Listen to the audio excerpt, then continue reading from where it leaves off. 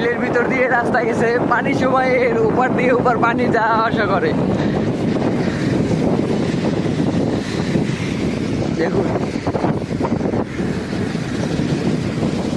খুব সুন্দর একটা, দেখুন দুই পাশে খালি মাছের জন্য প্রজেক্ট করা, আর এখানেও শাপলা আছে কিছু কিছু জায়গায়। পরিবেশটা আসলে